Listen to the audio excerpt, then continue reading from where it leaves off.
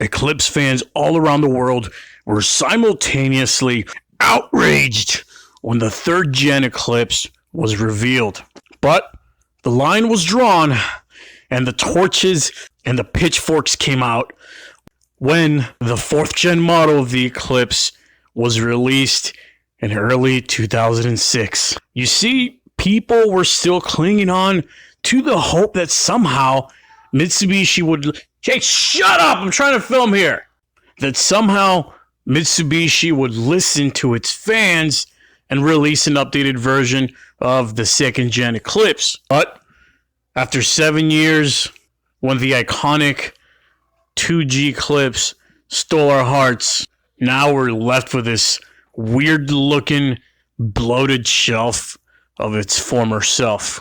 Well, it's been 7 years after the last fourth-gen Eclipse rolled off the assembly line back in 2012. I'm here to convince you guys that this car that you all once ridiculed and mocked is actually one of the best-kept secrets in the car world.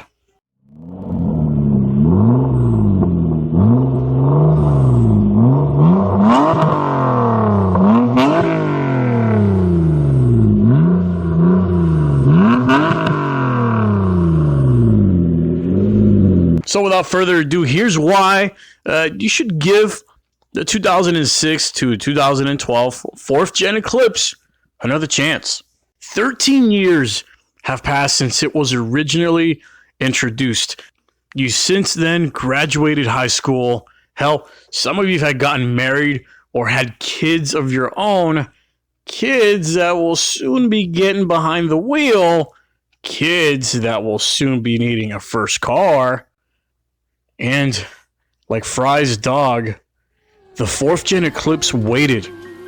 It waited for you to mature, and it has forgiven you for all the jokes you ever made about it. Now, it's time to open up your hearts and ears and let me reintroduce you to one of the greatest two-door JDM sports cars that you probably forgot all about. The fourth-gen Mitsubishi Eclipse, also known as the 4G, was released in 2006 to 2012. 4 models were offered, but I have an AA meeting tonight, so we'll focus on the main 2 models for the sake of time. Okay, so to start, there's the bare minimum base model, also known as the GS, rated at 162 horsepower. Stay with me because it gets better. You see, then there's the GT model equipped with a 3.8 liter, 24 valve, single overhead cam V6, making 263 horsepower. Let's go.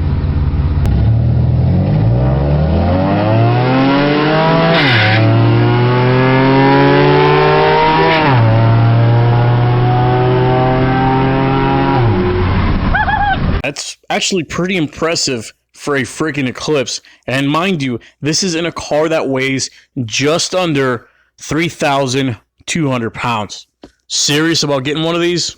Well, then you should stick with the 09 to 2012 models, which not only received a horsepower boost, now making 265 horsepower, but by then all the kinks were ironed out as well. The 4G Eclipses came either automatic or manual, with the GT manuals reaching a 0 to 60 of just under 5.5 seconds.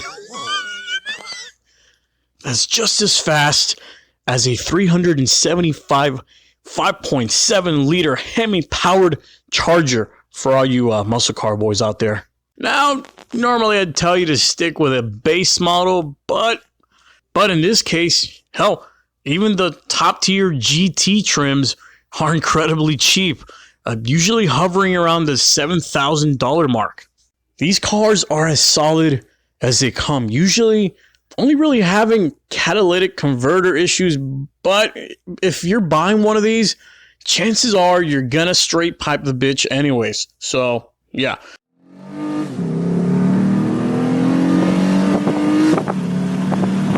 Now, Now, the only real major issues with these cars was reports of them accelerating by themselves when stopped at a red light or stoplight. The problem seems to show up around the 83,000 mile mark. However, a recall was issued which fixed the problem. It's been 13 years since you ended your relationship with the second gen Eclipse, okay?